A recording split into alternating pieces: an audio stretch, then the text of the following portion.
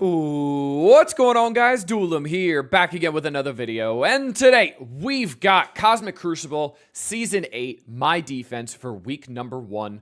We learned a lot of things from the Envoy tournament, which all of my fights are up on my channel right now. So if you guys want to go check that one out, please go look at that one. But after you finish this video. So using what we learned from the tournament, I'm going to build a defense off of that. And this is what I came up with. So if you're ready, let's get into it.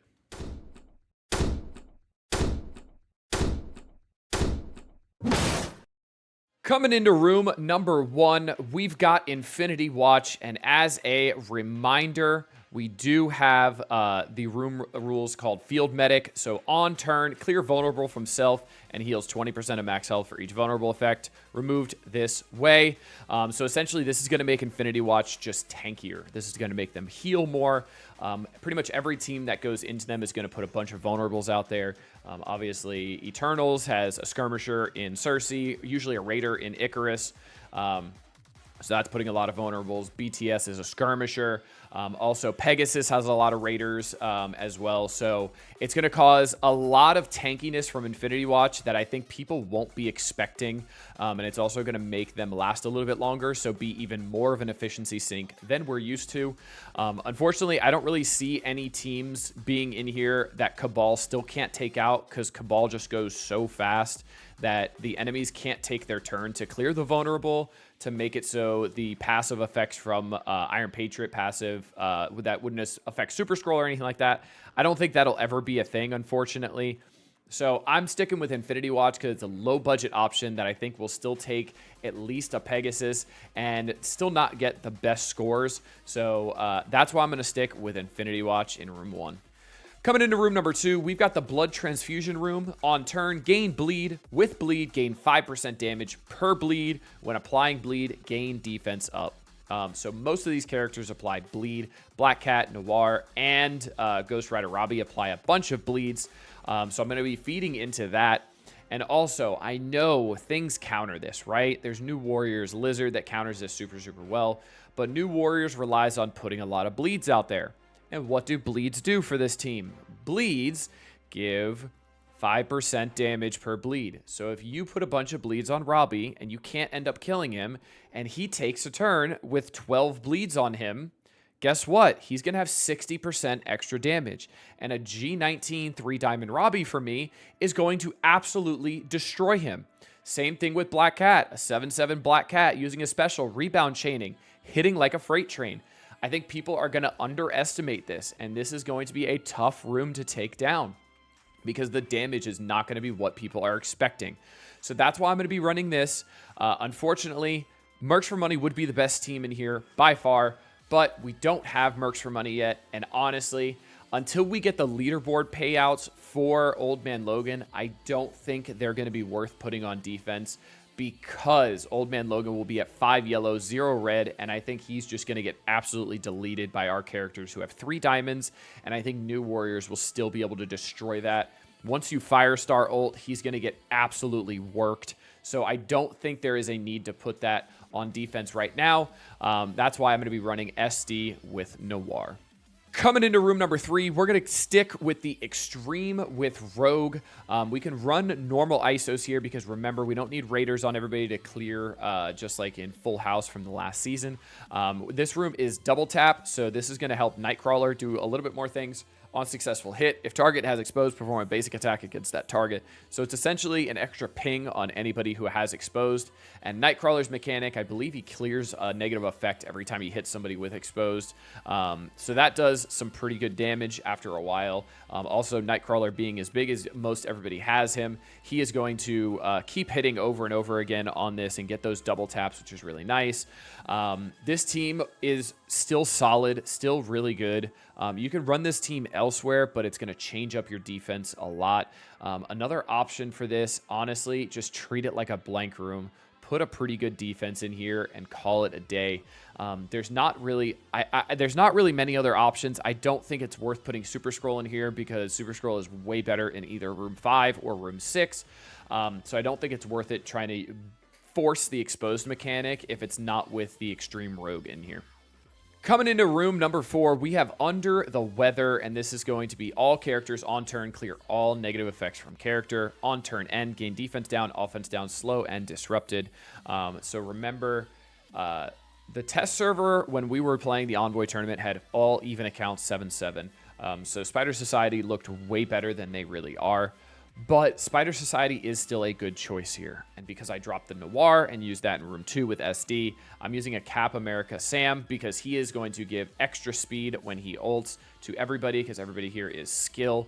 I also really feel that this room has the most variability for change, but unfortunately, I can't really think of better options than this right now.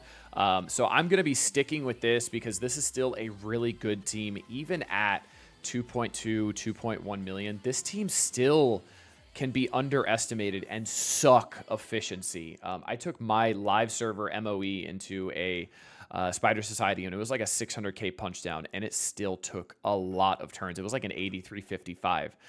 So an efficiency sync here and another efficiency sync in one with Infinity Watch can really cinch up some victories.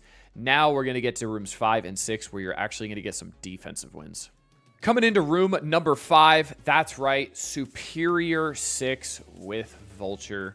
And I know this is a great team because I used this in the tournament and this team was pulling wins or pulling an APOC or pulling a Doom Undying, all that kind of stuff.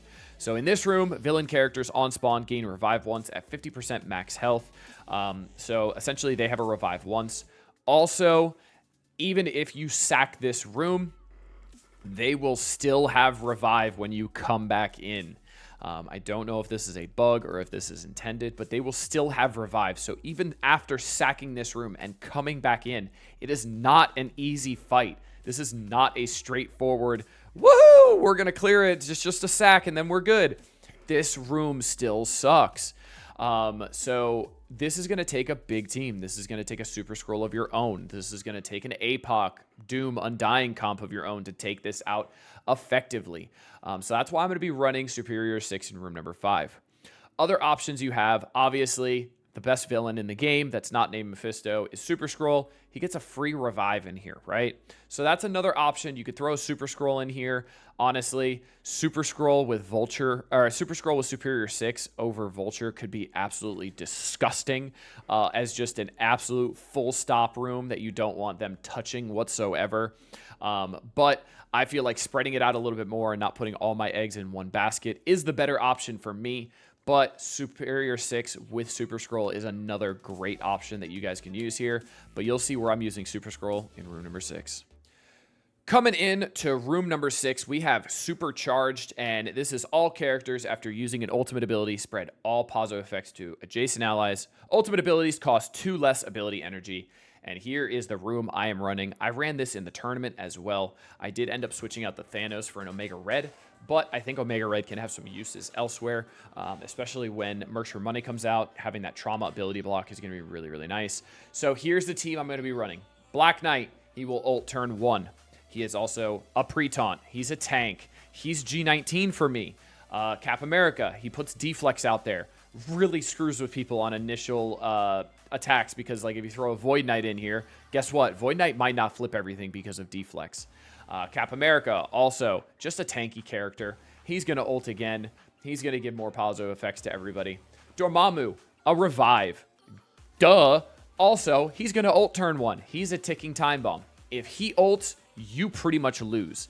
And then we have the Thanos in here in between 2 cosmic allies. So if you come in here and try to sack this, guess what? Thanos is just going to give energy to Skrull and energy to Dorm, and they're going to come right back in with another ult straight to your face because Super Skrull only has a 4-turn cooldown on his ultimate. Dormammu, I believe, is a 5-turn cooldown.